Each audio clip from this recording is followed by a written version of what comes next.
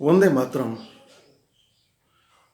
मित्रों, मैंने इसके पहले के वीडियो में आपसे कहा था कि मैं हाथरस पर एक और वीडियो बनाऊंगा,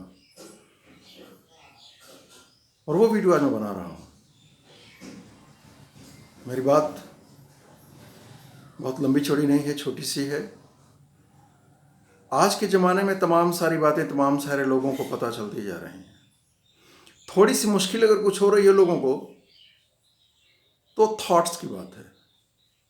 उन चीज़ों के पीछे का आग्रह वो क्या होता है, वो लोगों तक पहुंच जाए। एक नज़रिए को पुख्ता बनाना ये आज थोड़ा मुश्किल हो गया है, क्योंकि तमाम सारे दृष्टिकोण पेश किए जाते हैं, तमाम सारी विचारधाराओं के पूर्वाग्रह के साथ पेश किए जाते हैं। तो बड़ा मुश्किल होता है एक आम पाठक के लिए, एक आम श्रोता के लिए, एक आम दर्शक के लिए, एक आम नागरिक के लिए कि कैसे वो इन चीज़ों को समझे। मैं आज इस चीज़ पर थोड़ी सी चर्चा आपसे इसी आधार पर करने जा रहा हूँ। मेरा उद्देश्य है कि कुछ बातें ऐसी साफ हो जाए जिनसे हमारा आपका एक हम एक जो मानसिक पक्ष है वो थोड़ा ठीक ठाक ढंग से उस चीज़ को समझ ले। जैसे घटनाएं बहुत सारी हो रही हैं, घटनाएं बहुत सारी हो रही हैं, और उन घटनाओं के पीछे कभी कभी राजनीति बहुत तेज हो जाती है। बहुत तेज राजनीति हो जाती है।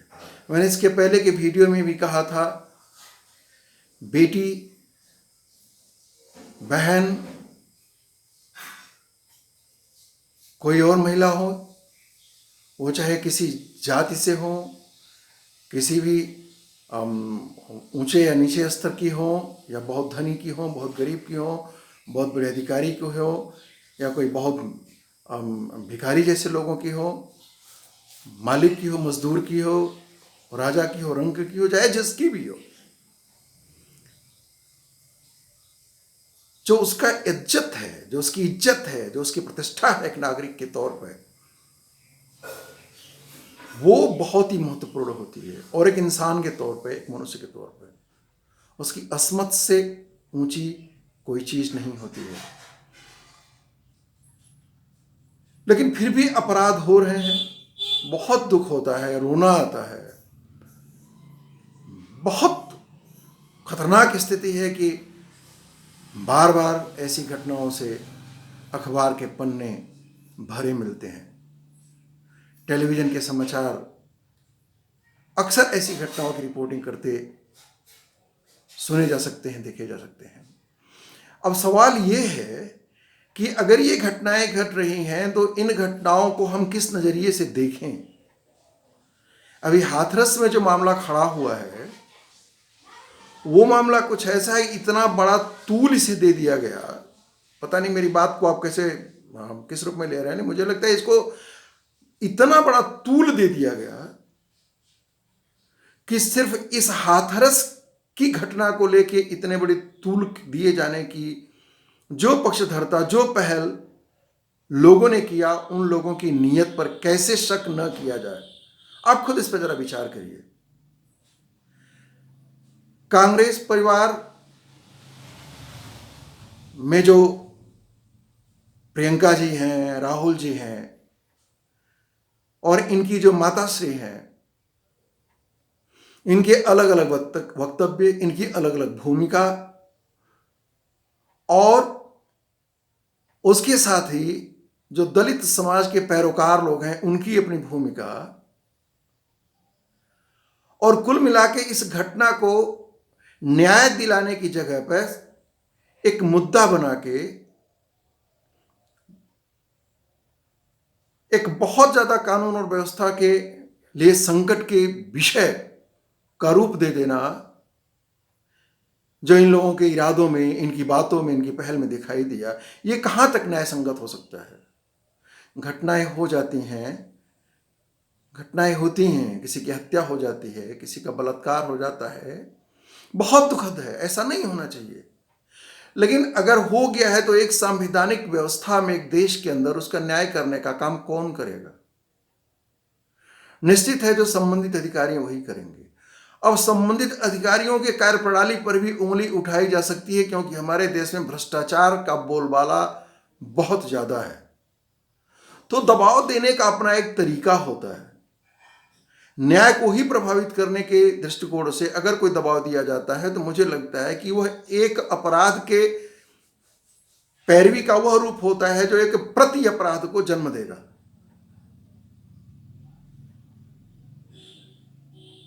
तो इस नाते उसको जिस तरीके से तूल दिया जा रहा है, मुझे लगता है कि न्याय को ही निगल जाने की कोशिश है ऐसे लोगों की जो लोग हाथरस के मुद्दे पर बहुत बड़ी बड़ी राजनीति किए हैं, और उसे इस रूप में किसी भी पार्टी को, किसी भी समूह को कभी भी इस तरीके से किसी ऐसे मुद्दे को लेके कोई ऐसा पहल नहीं करना चाहिए जिससे न्याय खुद ही अपने अस्तित्व के लिए बिलखता हुआ दिखाई दे। और हाथरस में वही हुआ।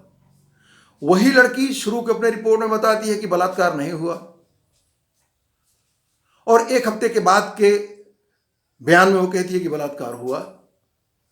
दूसरी बात, कोई अपने साथ क्या हुआ कह रहा है, अगर उसके स्थिति को स्पष्ट करने के लिए सरकार की तरफ से पैरवी की जा रही है तो उसको स्वीकार करने के अलावा मुझे नहीं लगता है कि अनावश्यक उसमें तूल देके बवाल खड़ा किया जाए। नार्को टेस्ट की बात उत्तर प्रदेश सरकार में योगी जी ने कह दिया। सीबीआई जांच के लिए और सरकारें आनाकानी करती हैं, उन्होंने तुरंत उसके लिए अपना विचार व्यक्त कर दिया, अपनी पहल शुरू कर दी। तो अब नार्को टेस्ट के लिए भी लोग परिवार को चढ़ा रहे हैं कि नार्को टेस्ट ना हो। सीबीआई जांच के भी मामले में अड़ंग अड़ा रहे हैं। तो आखिर कौन सा वो रास्ता हो सकता है? किसी के कह देने पर किसी दूसरे को फांसी पर लटका दिया जाए, क्या यही न्याय होगा? फिर मुझे लगता है न्यायालयों की जरूरत ही इस देश से खत्म हो जाएगी। तो इस तरह का दबाव न बनाया जाए। अगर इस तरह के दबाव बनाए जाते हैं तो मुझे लगता है कि हम नागरिकों को इस बात को समझने की कोशिश करनी चाहिए। अभी कुछ सालों से मैं देख रहा हूं जो कांग्रेस की भूमिका है। कांग्रेस को मोदी से गुस्सा है।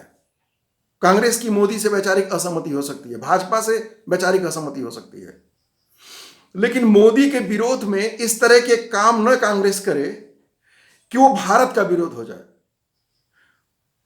वो भारत के सामाजिक जीवन का विरोध हो जाए, वो भारत के सामाजिक सामंजस्य का विरोध हो जाए, वो भारत के सामाजिक पारस्परिकता का विरोध हो जाए। इस तरह की बात करके वास्तव में इस देश की पहचान को विकृत करने की बहुत ही निम्न स्तर की कोशिश कांग्रेस की दिखी इस बार, और वो तो बार बार दिखती है। मैं कांग्रेस की इस दौर की भूमिका पर भी एक दिन एक वीडियो जारी करूंगा। मैं घटनाओं पर बहुत ज्यादा चर्चा नहीं करूंगा, क्योंकि तमाम सारे अखबार के पन्ने, टेलीविजन चैनल सब ने अपने अपने तरीके से चीजों को पेश किया है, लेकिन इस तरह के प्रमाण स्पष्ट मिल रहे हैं कि जबरदस्ती पैसे का लालच दे के पीड़िता के परिवार के लोगों से बयान बदलवाने की कोशिश की जा रही है। तो इस स्तर की घटिया चाल न चली जाए। बेटी सबकी बेटी होती है, सारे के सारे परिवार के बेटियों के सम्मान सबको सहर्ष स्वीकार करना चाहिए, और इस तरह की गंदी राजनीति कदापि नहीं करना चाहिए। किसी नेता से, किसी दूसरी पार्टी से वैचारिक सहमति असहमति हो सकती है, उसके विरोध का एक तरीका है। मैं अंतिम रूप में यह कहना चाहूंगा कि कांग्रेस को विरोध का यह तरीका इंदिरा जी से सीखना चाहिए। जब इमरजेंसी के बाद वाले चुनाव में इंदिरा जी हार गई थी, तो विपक्ष के रूप में उनकी जो भूमिका दिखी, उन्होंने किसी पर दोष लगाना और ये वो करना बंद कर दिया था। वो खुले तौर से, बड़े विनीत भाव से पूरे भारत में जनसंपर्क के लिए निकल पड़ी थी, और उनका वो प्रयास ही था कि दूसरी बार के चुनाव में उन्हें सफलता प्राप्त हुई थी। कांग्रेस के प्रति मेरी बहुत सहानुभूति है। बहुत लंबे समय से हमारे पूरे परिवार, हमारे पिताजी वगैरह, हम लोग खुद कांग्रेस के साथ थे वर्षों से, लेकिन कांग्रेस की इन्हीं भूमिकाओं को देखते हुए कांग्रेस से हम सब लोगों का मोह भंग हुआ। तो ऐसे कुछ न करें कि आप मोदी के विरोध में आप भारत देश का विरोध कर दें। आप किसी एक चीज को तूल दे के मोदी को बदनाम करने के लिए, योगी को बदनाम करने के लिए, भाजपा को बदनाम करने के लिए आप इस तरह की उटपटांग चाल चल रहे हैं। राजस्थान में पिछले कई दिनों में तमाम सारी बलात्कार की घटनाएं हुई हैं, और एक घटना में तो मुख्यमंत्री अशोक गहलोत जी का इतना उल्टा बयान आया था कि वो शर्मसार करता, सुनने लायक बयान नहीं है। उसके बाद भी वहां कभी भी किसी बलात्कार की घटना पर, वहां सारी घटनाएं, मुझे अगर नहीं लगता नहीं सारी तो 90% से ज्यादा घटनाएं दलित परिवार की बेटियों के साथ हुई है। तो वहां कोई प्रियंका गांधी, कोई राहुल गांधी, कोई चंद्रशेखर रावण जी, कोई नहीं जाते हैं। क्यों नहीं जाते हैं भाई? अब यही उत्तर प्रदेश की बात हम कर लें तो जो बलरामपुर में घटना हुई है वह भी एक दलित बेटी के साथ घटना हुई है, और उसकी हत्या इतने निर्मम तरीके से की गई है कि वो लगभग निर्भया केस की याद दिला देता है। लेकिन वहां तो इस तरह का कोई दबाव नहीं दिया गया, इस तरह की पहल नहीं की गई। तो इसके माने ये मान लिया गया, और वहां भी फिर वो PFI के 4 खूंखार लोगों का पकड़ा जाना, तो ये बताता है कि इसमें एक कट्टरपंथी इस्लामिक भूमिका की पूरी गुंजाइश बना के कांग्रेस इस तरह के बवाल काटने की राजनीति पर उतर आई है, जो निश्चित रूप से भारतीय समाज, भारतीय कानून व्यवस्था और विपक्ष की भूमिका, यह सबको कलंकित करने वाली है, शर्मसार करने वाली है। मेरी अपील है इसके माध्यम से कि हम जो नागरिक हैं वो ऐसी चीजों के चक्कर में ना फंसें, और कांग्रेस से हमारी एक गुजारिश है कि विपक्ष की भी स्वस्थ भूमिका निभाने की आप पूरी कोशिश करें। ये आपके लिए भी हितकर होगा और देश के लिए भी हितकर होगा, और इस देश के सामाजिक सद्भाव के लिए, सामंजस्य के लिए, पारस्परिकता के लिए भी हितकर होगा। वंदे मातरम। अगर आपको मेरे विचार अच्छे लगे हों तो इनको शेयर अवश्य करिएगा, और अपने कमेंट भी लिखिएगा, और सब्सक्राइब भी करिएगा। मैंने पहले ही कहा है कि ये मुहिम मैं अभी तो शुरू में बहुत अच्छे से नहीं कर पा रहा हूँ, बहुत जल्दी मैं इसको बहुत व्यवस्थित करने जा रहा हूँ। बहुत नियमित आपसे मेरी मुलाकात होती रहेगी, लेकिन आपके सहयोग के भरोसे, और कोई सहयोग नहीं, सिर्फ ये कि आवाज दो, हम एक हैं, बस इस उम्मीद के साथ मैं आपसे अपील करता हूं कि आप शेयर भी करें, कमेंट भी करें, सब्सक्राइब भी करें। वंदे मातरम।